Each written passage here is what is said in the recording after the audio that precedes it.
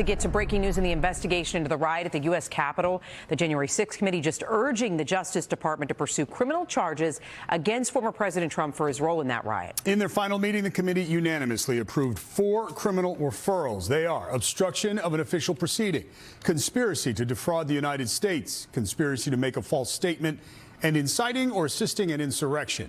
Our chief investigative reporter, Jonathan Dienst, in the newsroom to break this down for us. Jonathan? Yeah, David, today was the first time in history Congress has called for a criminal prosecution of a former president. The committee also referred Trump advisors Mark Meadows, Rudy Giuliani, and 3 others for criminal investigation.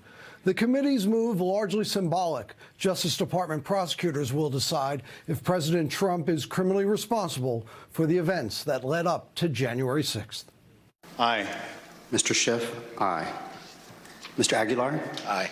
One by one, they voted to refer former President Trump for criminal prosecution. Mr. Chairman, on this vote, there are 9 ayes and 0 noes. The motion is agreed to. The Select Committee voting to refer charges to the Justice Department. The counts that President Trump and others obstructed an official proceeding, conspired to defraud the government, conspired to make a false statement, and assisted in an insurrection. Maryland Democrat Jamie Raskin detailed the referral.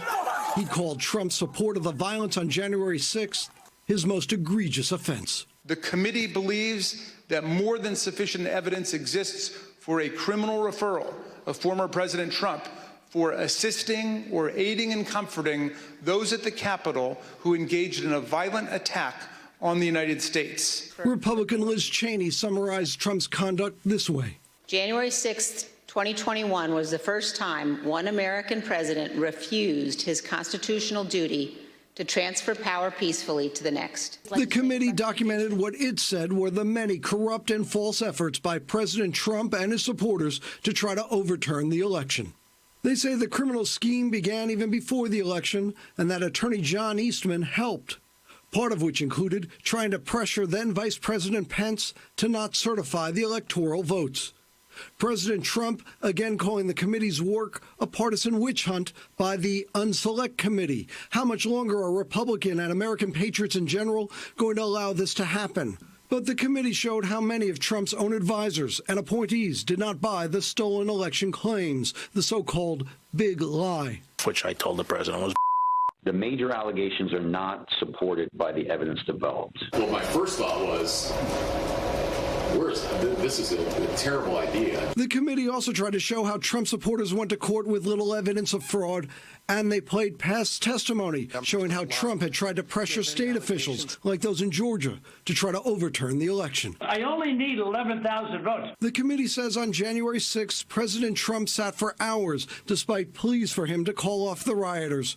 The committee crediting police that day and others over many months in saving the democratic process. Elected officials, election workers, and public servants stood against Donald Trump's corrupt pressure.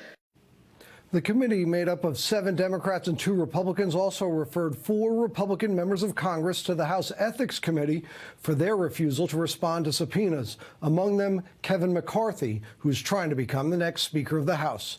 Just a short time ago, Trump advisor John Eastman issued a statement calling the committee an absurdly partisan group that concocted a pretend criminal case.